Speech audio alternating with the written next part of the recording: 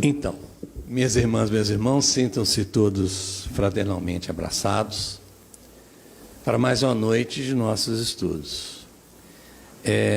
Como não está a figurinha, eu vou apresentar para vocês qual seria o título da palestra. Simplesmente isso. 2025. E vou explicar por quê. Na verdade, nós tínhamos já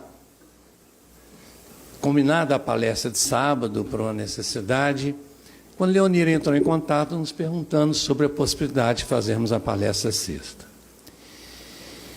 E sábado pretendíamos falar em Bem-aventurados os mansos, tendo em vista a necessidade de mansuetude que estamos no mundo. Mas Leonira me falou assim, vejam bem, eu vou fazer um preâmbulo, ou um prolegônimo, da própria palestra, explicando como que chegamos no tema. E quando chegar lá, a gente pega e avisa para vocês. Tá? Deixa eu só ver se a gente consegue agora. Ó, que bom, alvissareiro ano. Então, a Leonira chegou para mim e falou assim, Ricardo, você podia fazer, a Eva está se recuperando. Eu falei, tá bom, eu estarei até viajando, e Cristiano, nós tínhamos desistido, não, vamos ficar em casa, descansar um pouco. E aí ela me diz o seguinte, mas traga um tema que fale de esperança, início de ano novo, né? E o meu primeiro ímpeto foi animar, né? Esperança não é uma coisa boa? Eu falei, mas esperança, que legal, esperança, vamos pensar nisso, né? Eu falei, mas como é que eu vou trabalhar? Tá vendo? O cabo está... Eu não sei se é aqui ou se é embaixo. E eu falei, como é que eu vou trabalhar essa questão de esperança? Voltou. É a esperança. Eu falei, tudo bem. Aí eu vou para o meu lado prático. Ok, esperança, deixa eu dar um olhar por aí fora, né? Aí eu fiz um olhar analisando a economia no mundo inteiro. Olhei, vi muitas guerras, doenças e fome. Então, quando eu tive aquele compromisso inicial com Leonira, e depois eu comecei a pensar, eu falei, meu Jesus, agora eu me apertei. Porque é um compromisso, quando a gente vem aqui e traz uma mensagem de esperança, a gente tem um compromisso, concorda? A gente tem que trazer uma força de esperança.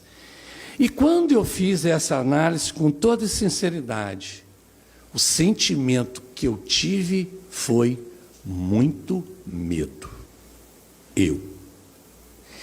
E aí me veio, a gente começa a pensar, mas olha para dentro de você, vê os seus recursos, aumentou o medo. Falei, meu Jesus, e agora? Mas quando a gente vai falando de medo, e eu vinha conversando com a Cristiane, ela falando sobre medo, ela leu uma mensagem de medo. Uma mensagem de Joana de Ângeli, no livro Momentos Felizes, ou de Felicidade. E aquilo me tocou, eu falei, não, eu tenho que sair desse estado de medo. E é tão fácil, gente. É facílimo. Porque eu falava assim, Jesus, eu tenho medo. Olha para quem que eu estou falando isso. Jesus, eu tenho medo. Logo com Ele. O Senhor da terra. Aquele que dirige a nau terra para o caminho da plenitude espiritual. E eu vou dizer a Ele que eu estou com medo. Temer o quê? Se estamos com Ele. E aí eu voltei na mensagem que Cristiane me falou, porque ela traz, numa parte mais final, ela lembra o medo de Pedro, que levou à negação, o medo de Judas, que temia que Jesus não levasse à frente uma revolução material, no mundo material, e levou àquela negociação equivocada. O medo de Pilatos de ceder às complicações políticas e condenar alguém que não lhe parecia, que lhe parecia que não tinha por que ser condenado. Mas na mensagem diz o seguinte: ele, Jesus, porém, não teve medo.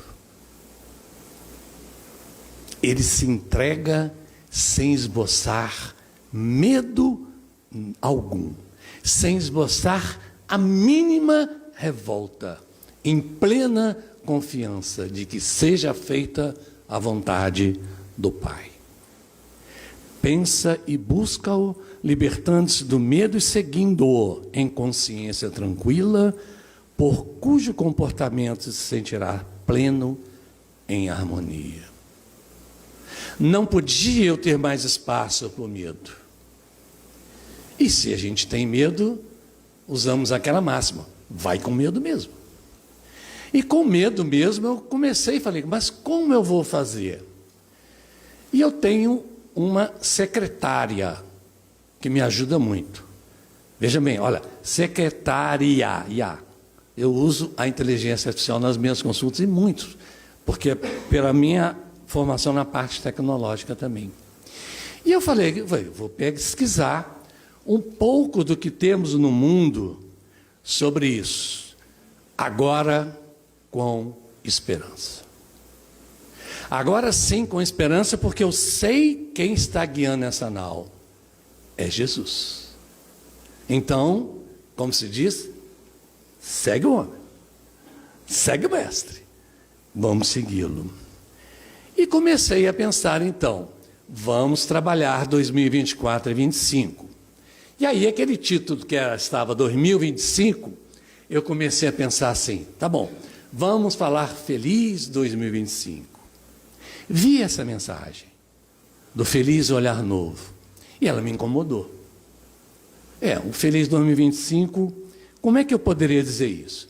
Aí surgiu uma outra mensagem, uma questão que eu vi, que eu não sei se todo mundo sabe. Olha um detalhe ali, Feliz Ano Novo. O que tem ali entre Ano Novo? Tem aquele hífenzinho ali, tá vendo? Sabia que é diferente com hífen ou sem hífen? Com hífen, Ano Novo, é a passagem, é o Réveillon, é o momento, é a festa. E Ano Novo sem aquilo é um novo ano que se inicia. E aí eu comecei a entender e pesquisar que muitas vezes nós dedicamos a questão do Ano Novo ao Ano Novo com hífen. Então nós vamos o quê? Vamos à festa. E é na festa que nós usamos muitos dos recursos que eu pesquisei também de superstições, muitos deles até que vêm de relações com visões de religião que a gente tem que ter muito respeito. Por exemplo, o caso das roupas brancas, que vem com muita influência das religiões afros, mas também de outras religiões orientais ligadas à questão da paz. Então é o branco, que por sinal é coincidência hoje, falando de novo, eu estou de branco. As lentilhas também, como sinal de fartura, o pular as 7 ondas. Porque se vocês já me viram pulando 7 ondas, vocês podem ter certeza, não foi por causa do Réveillon, é mineiro, porque eu sou mineiro. Mineiro chega na praia, ele faz 2 coisas, tem 2 tipos de mineiro na praia. Tem aquele mineiro que sai correndo e sai tomando caixote, e tem um mineiro que entra e vai dando pulinho, até acostumar com a onda. Esse que deve ter sido o primeiro mineiro que fez esse hábito de pular as 7 ondas, que traz por trás, veja bem, um significado placebo, psíquico, de pular as adversidades. Então é interessante que a gente entenda o que se busca. Nas lentilhas é a fartura, o alimento, no mundo que ainda tem fome. Então o Feliz Ano Novo, com tracinho, ele também tem outras questões. Não são só as materiais, o acender de velas, num significado de uma religiosidade. Aqueles que no momento se dedicam à reflexão, outros que se dedicam ao jejum. utilizando-se apenas de líquidos, tá? Líquidos que alimentam, outros que fazem as suas oferendas. Mas por trás de algo que possa nos parecer insignificante, há naquela alma uma busca de sentido, conforme a sua capacidade. Mas nós podemos ir além. Nós podemos festejar um feliz ano novo, agora sem hífen. Que é o ano que vem, é o novo ano, é o vindouro. São os 365 dias de oportunidade de buscarmos ser efetivamente felizes. E aqui nós também trazemos as nossas crenças, quando paramos e fazemos os nossos planejamentos do ano. Pode ser um planejamento financeiro, vou economizar para adquirir um bem, para manter o estudo dos filhos. Pode ser uma proposta de dieta, uma necessidade orgânica ou até uma necessidade da vaidade. Um repensar numa profissão. Pode ser pensar nos estudos, numa aproximação com a espiritualidade, num equilíbrio entre trabalho e vida familiar. Pode ser num decidir do afastar dos vícios, das dificuldades e das compulsões. É assim que nós viemos enfrentando as passagens de ano novo. Mas eu queria um novo olhar. O texto que Eva leu, que eu também tive a oportunidade de ler, as mensagens de outros religiosos, inclusive espíritas, que trazem essa abordagem que eu estou de uma forma sintética tentando aqui falar. Mas eu estava incomodado. Eu precisava de fato um novo olhar, que estivesse além do meu olhar. Eu poderia, como espírita, traçar as considerações com base no conhecimento espírita, agregar a visão psicológica à coisa, tentando enriquecer, mas meu olhar ainda é pobre, é pequeno. E nesses dias de passagem de ano, desde o Natal, eu sempre gosto e procuro ler passagens de Jesus, os livros de Amélia Rodrigues. Mas eu me apeguei àquela série que no sábado passado o Rui trouxe aqui, que é uma série que está fazendo muita divulgação e um trabalho bonito, e que eu não assisti de começo porque eu impliquei com ela. Logo no primeiro, porque essa série que está aí nos streams disponível, ela traz no contexto da história muitas histórias que não são sentido. A série é The Chosen, né? E eu me incomodei, né, quando eu vi Pedro brigando, apostando. Não é que não duvidasse disso, porque se eu tivesse a oportunidade de ser Pedro, nossa senhora, nem falo, eles não iam nem passar no The Chosen, os meus erros. Mas assim, aquela série que trazia, que hoje eu compreendo, a capacidade de trazer histórias que não fazem parte da história, mas para aproximar a nossa humanidade. E eu fiquei assistindo, no meio desses conflitos que eu estava na palestra que Leonira me pediu. Eu vi e pensava. E eu falei, eu preciso de um novo olhar. E aí eu pensei, eu preciso do olhar de Jesus. Eu precisava entender, imaginar qual é o olhar de Jesus para nós. Para que não fosse mais um feliz ano novo, mas que pudesse ser uma feliz vida nova. E aí, me lembrei da passagem que vem junto ao Sermão do Monte. Jesus já havia falado, inclusive, em templos anteriormente, em grupos menores. Mas foi no Sermão do Monte em que ele traz todos os princípios e as leis de uma forma mais estruturosa, amorosa e para a grande massa. E destaco as bem-aventuranças. E aí eu falei, meu Senhor, muito obrigado. Cheguei ao efetivo título da palestra que pretendemos começar agora. Lembrando que bem-aventurança significa feliz, afortunado, próspero. Aqueles que têm as bênçãos divinas.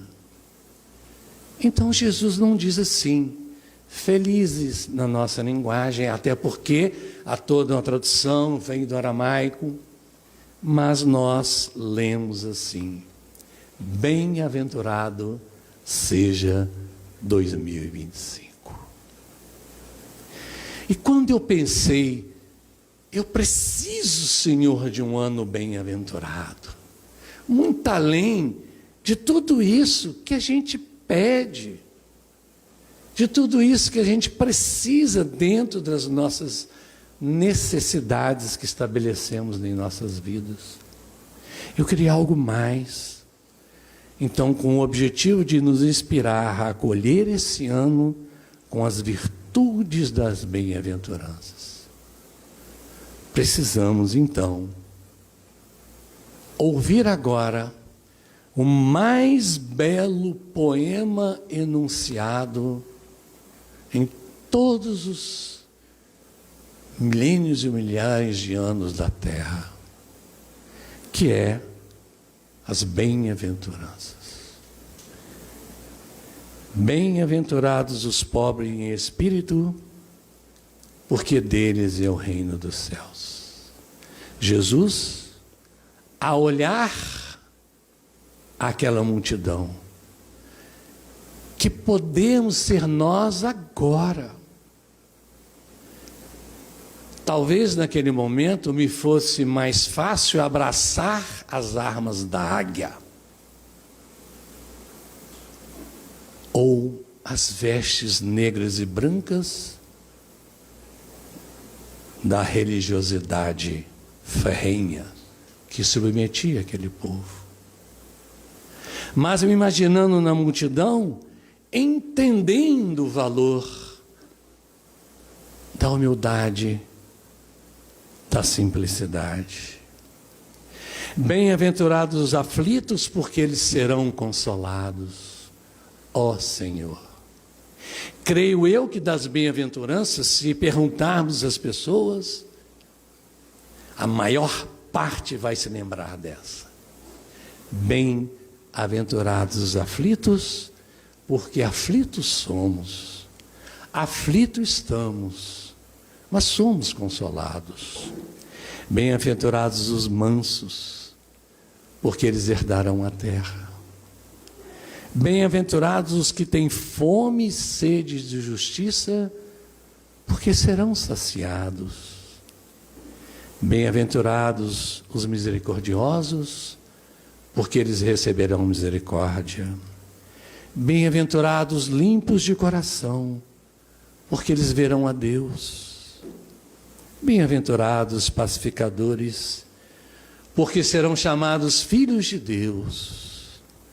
Bem-aventurados os perseguidos por causa da justiça, porque deles é o reino dos céus.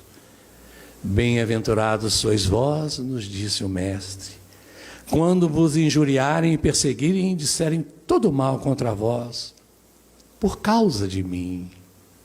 Alegrai-vos e regozijai-vos, porque é grande a vossa recompensa nos céus, pois assim perseguiram os profetas. O mais belo poema. É incansável quando lemos isso. Não, temos que ler e reler. Mas, pedindo licença às irmãs e irmãos que aqui estão, avancei um pouco nas reflexões, trazendo as minhas próprias dificuldades, mas tentando transformar em resoluções e ações. Eu queria ouvir e sentir as bem-aventuranças e traduzir para nós, para mim, em que resolução que eu poderia tomar. Nós não tomamos resoluções de ano novo? Vou economizar tanto, vou fazer um curso novo, vou me dedicar mais ao centro, vou nos trabalhos lá do centro. Sempre tem. Muito. E nós vamos fazendo as resoluções. Mas eu pretendi e pretendo trazer aqui, olhando as bem-aventuranças, tirarmos resoluções e ações. Sintam-se à vontade para olhar a cada bem-aventurança, aquela que mais faz sentido com cada um de vocês.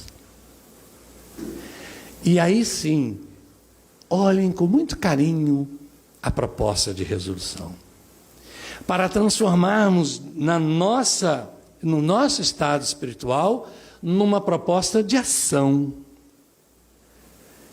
Então, como leio bem-aventurados os pobres em espírito? Resolução de 2025. Bem-aventurado seja 2025. Então vamos cultivar humildade e gratidão em cada conquista, em cada desafio, para que demos curso a bem-aventurados os pobres em espírito, para que faça sentido o reino dos céus em nossos corações. É preciso abraçarmos resolutamente a humildade e a gratidão. Como? Criar o hábito de um diário de gratidão. Um exemplo. Outro importantíssimo, não exaltarmos nossas qualidades, principalmente perante os mais desprovidos de qualidades e de condições. Sabermos humildemente nos colocarmos com a verdadeira humildade, porque só interessa ao Pai, a Ele interessa a nossa condição espiritual. Então, seremos capazes de herdar o reino dos céus, termos posse do reino dos céus, se cultivarmos humildade e gratidão. A bem-aventurança que eu digo, que é a minha. Bem-aventurados os aflitos, porque serão consolados. Qual resolução que podemos tirar daí como sugestão? Aceitar e buscar superar os desafios da fé, da vida, com fé e resiliência. Por isso que trouxemos no ano passado palestra sobre resiliência e palestra sobre fé, porque é sustentação. Então eu tenho que ter para o ano novo resolução. Vejam bem, estamos propondo resoluções baseadas nas bem-aventuranças. Este é um novo olhar que queremos trazer, que não é nosso. É uma interpretação, uma tentativa nossa de trazer alguma síntese a partir dos ensinamentos de Jesus. E como eu posso dar curso a isso? Exemplo, buscar consolo na oração, na espiritualidade, no apoio dos amigos, familiares, sempre que necessário. Contudo, também consolar. Não só ser consolado. Então, bem-aventurados os aflitos me coloca na busca de consolo e eu tenho que caminhar nessa direção. Mas eu tenho que ser capaz de consolar, porque ao meu lado temos pessoas, irmãos que também sofrem. E às vezes a minha palavra, a nossa ação, o nosso abraço para ele pode ser o conforto necessário, enquanto aguardamos de Jesus o consolo que também nos chega. Bem-aventurados os mansos, porque herdarão a terra. Que resolução que tiramos daí?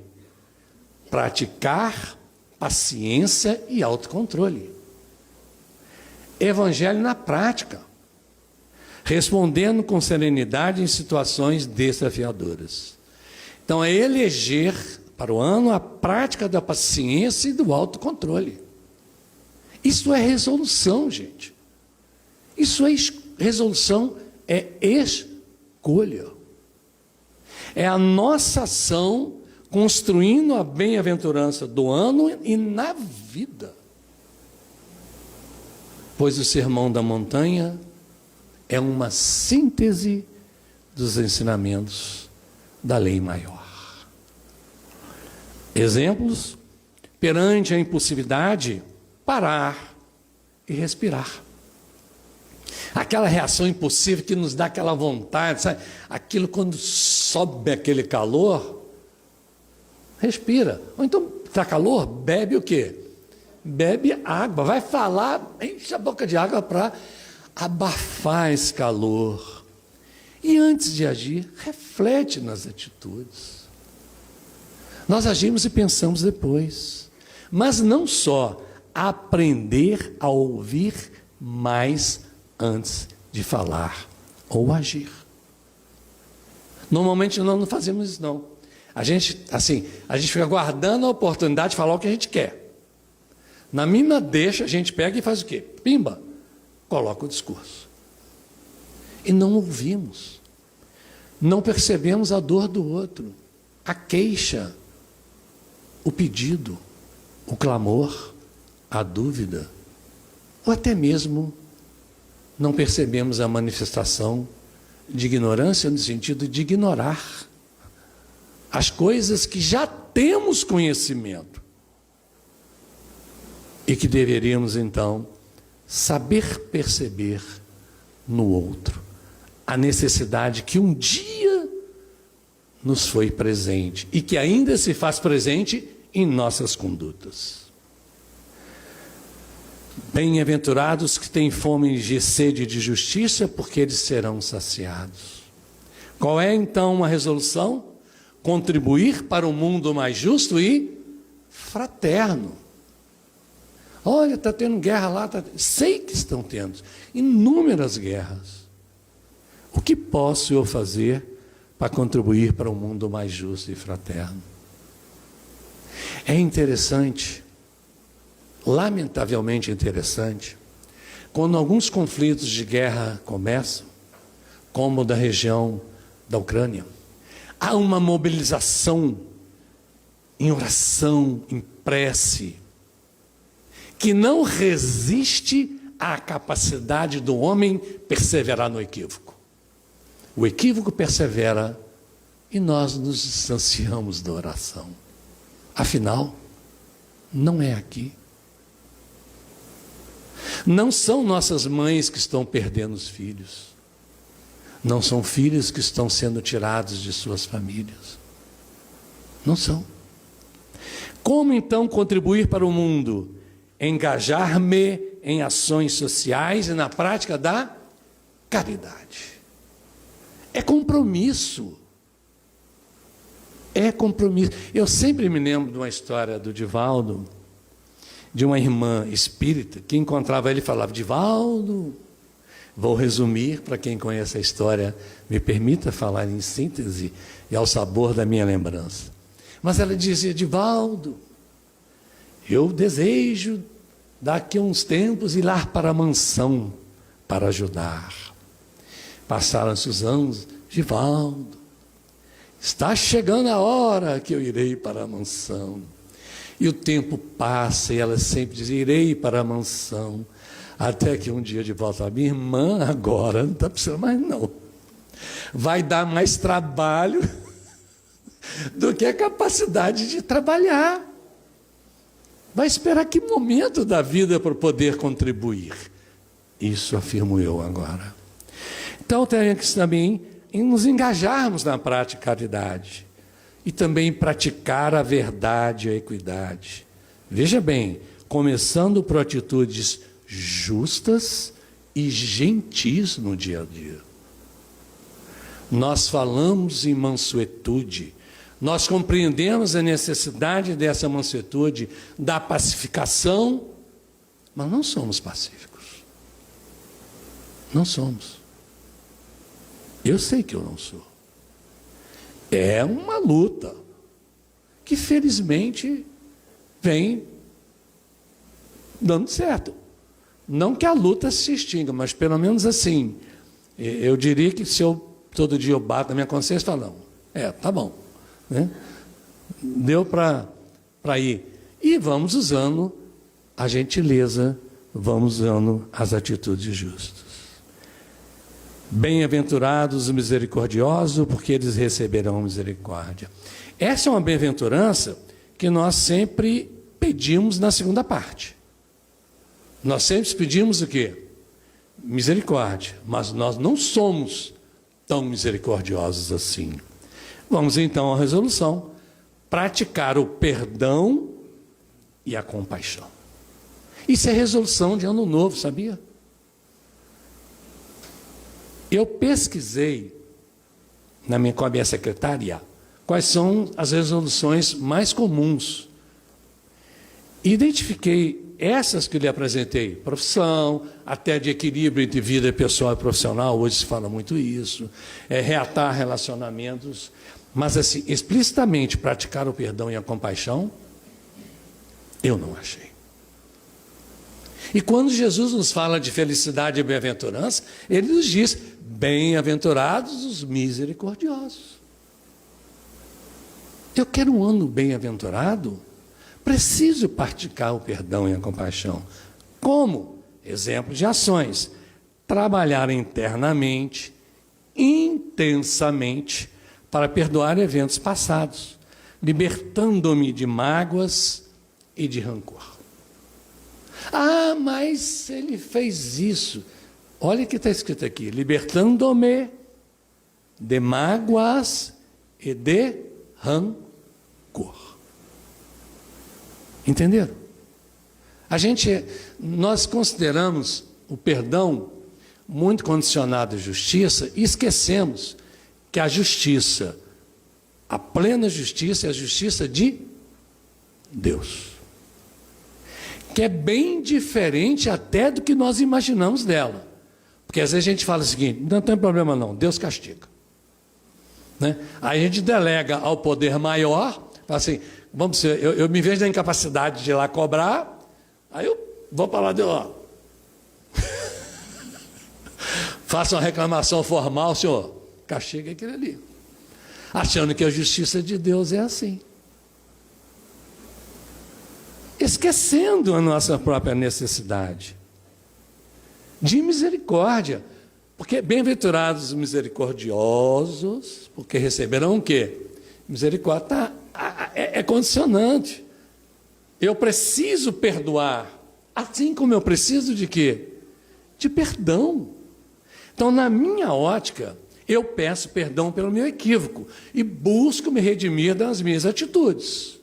Para com o outro, eu perdoo para me liberar das mágoas e do rancor.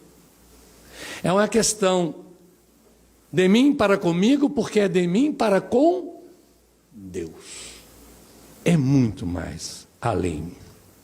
Bem-aventurados os limpos de coração, porque eles verão a Deus. Resolução: cultivar pensamentos e intenções puras. Veja bem, pensamentos e intenções puras. Eu tenho que regular minhas intenções? Não é isso? Isso é tão importante, né? Não funciona aquela regra assim, aí tem lá o par que está desejando estabelecer um relacionamento conjunto, né? Se for pesquisar ascendência paterna e materna, vai perguntar: quais são suas intenções?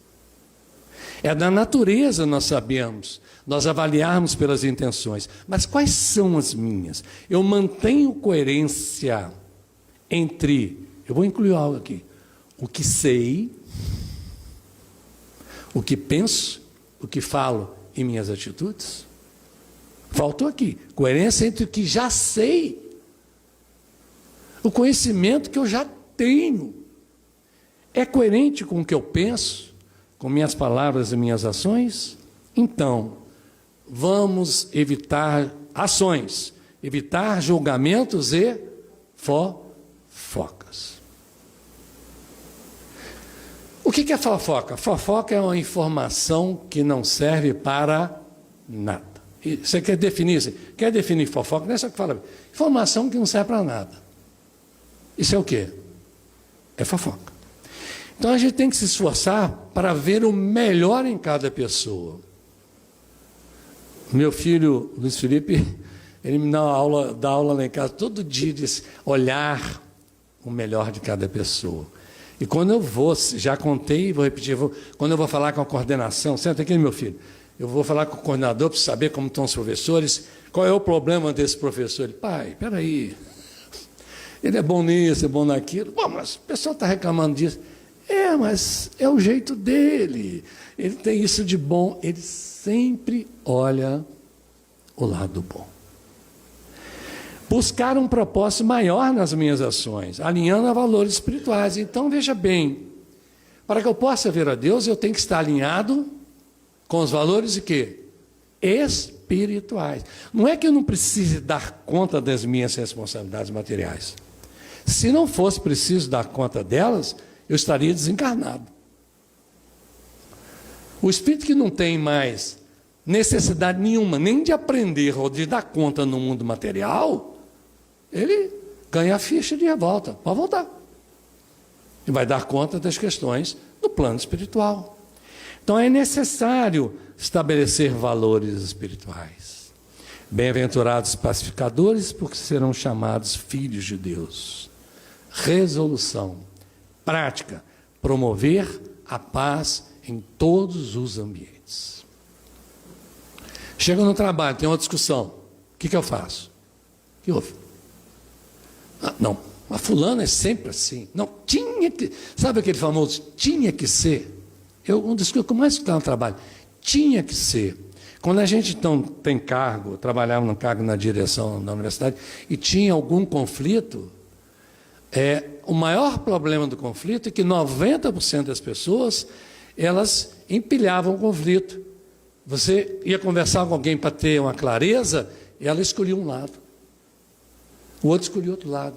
E eu falo, não, eu não estou querendo escolher lado. Eu estou querendo ter clareza de como que eu concilio isso. Diante das minhas próprias dificuldades. Então, mediar conflitos em casa ou no trabalho, incentivando a reconciliação. Sempre. Isso é conduta de vida. Ser um exemplo de serenidade. Isso é possível. Cada um tem. Veja bem, nem todo mundo tem aquela atitude mais zen, mas eu não estou falando de ser mais ativo, ou mais agitado, ou um pouco mais firme. Vamos no coração. Por vezes eu preciso chegar no filho e falar mais firme. Mas o que eu tenho no coração? Eu não posso falar com raiva. E falo muitas vezes. E normalmente, quando a gente fala com raiva, a gente se arrepende. Mas se eu acalmo e busco a intenção, aí a gente vai no caminho, às vezes, da voz mais firme, que se faz necessária. Mas tem que ser um exemplo de serenidade, transformando tensões em oportunidades de entendimento. Gente, isso é bem-aventurança na prática. Isso é bem-aventurança em 2025 e sempre. Bem-aventurados perseguidos, tem o RNI, por causa da justiça, porque deles é o reino dos céus.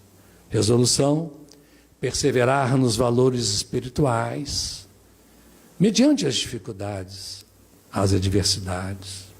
Persistir nos valores, mesmo quando gera desconforto. É interessante, eu sempre digo assim, por mais de uma vez eu já tive a oportunidade, como eu leciono, de ter aluno que às vezes procura e fala, professor, o senhor é espírita? Como eu sei que não tem base na minha conduta, porque na conduta ali eu tenho uma conduta normal, gentil, né? Então deve ser por algo que a gente fala. Mas eu já escutei assim, porque o senhor é meio estranho. O senhor é espírita? Eu falei, o senhor é meio estranho. Eu falei, você é estranho também? Não, eu tenho uns amigos estranhos, eu tinha uns amigos espíritas. Ah, tá. Então eu tenho que me fortalecer para enfrentar as adversidades com coragem. Bem-aventurados sois vós quando vos injuriarem e perseguirem. Aqui Jesus trazia explicitamente uma mensagem para todos os seus seguidores da época. Principalmente aqueles discípulos que fariam o apostolado. E que, com exceção de João, viriam sofrer o martírio. Resolução: fortalecer a fé e a resiliência diante as críticas ou incompreensões. Conheço pessoas próximas, conseguiram conciliar. Espírita, mas não pode abrir um livro espírita em casa. Não pode. Mas faz escondido. Aí você descobre que, na verdade, a esposa sabe que ele faz escondido, mas que continua escondido. É uma forma que ele busca respeitando o outro, mas sem perder, vencer esse momento de dificuldade e buscar o que ele acredita. Então, responder críticas com serenidade, dedicar mais tempo ao estudo, à prática do Evangelho, para estar em sintonia com nosso Mestre Jesus. Minhas irmãs, meus irmãos, eu gostaria de falar muito mais, porque falar de Jesus é algo maravilhoso. E quando eu falo, eu sinto Jesus no coração. E aquelas dificuldades e deficiências pessoais que eu fiz questão de colocar no início, se fazem insignificantes. Nosso mestre é um mestre de compaixão, de amor, de misericórdia e de transformação. Amadas irmãs e amados irmãos, cada bem-aventurança é uma virtude que nos aproxima de uma vida mais plena, conectada a Deus e a toda a humanidade. Essas virtudes são como degraus que nos levam ao maior ensinamento de Cristo, o amor a Deus e ao próximo. Assim, tudo sobre o que refletimos hoje se resume no maior ensinamento de Jesus: amar a Deus acima de tudo e ao próximo como a nós mesmos. Esse é o fundamento de todas as bem-aventuranças e a chave para um 2025 verdadeiramente bem-aventurado. E aí nos permitimos, então, escrever em síntese: bem-aventurados que amam, porque vivem em plenitude com Deus e com o próximo. Pois amamos a Deus cultivando esse amor ao buscarmos uma conexão espiritual diária, por meio de oração, gratidão e confiança. Praticar o amor ao próximo, manifestamos esse amor quando somos pacificadores, misericordiosos e justos em nossas relações.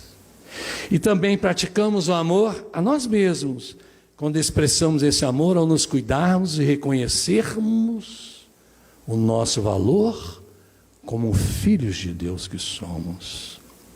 Imaginem, minhas irmãs, meus irmãos, imaginem um mundo, se cada um de nós começasse o dia entregando o coração a Deus, verdadeiramente, e passássemos o dia espalhando a bondade e terminássemos o dia reconhecendo nossas conquistas espirituais com gratidão.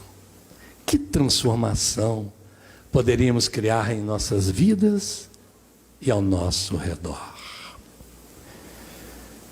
Vamos então à nossa prece final, que nos permitimos intitular com o nome do estudo: Bem-aventurado seja 2025. Senhor da vida, Pai de infinita bondade, diante de Ti iniciamos um novo ciclo, com o coração aberto para acolher as bênçãos e os aprendizados que 2025 nos trará. Que este ano, Senhor, seja bem-aventurado, não apenas pelo que receberemos, mas pelo amor que semearmos em cada dia.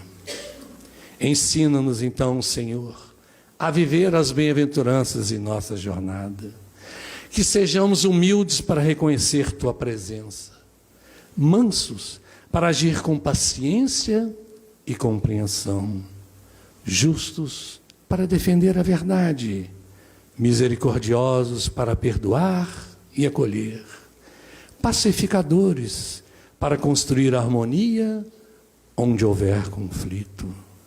Acima de tudo, Senhor, que saibamos amar, pois no amor encontramos a verdadeira plenitude. Amar-te com todo o nosso ser, amar o próximo com compaixão e generosidade, amar a nós mesmos com respeito e gratidão. Que cada dia de 2025 seja guiado por Tua luz, que nossas palavras e ações reflitam Teu ensinamento e que possamos ser instrumentos de paz, esperança e transformação. Bem-aventurado seja 2025, pois o viveremos contigo, Senhor. Que assim seja. Gratidão.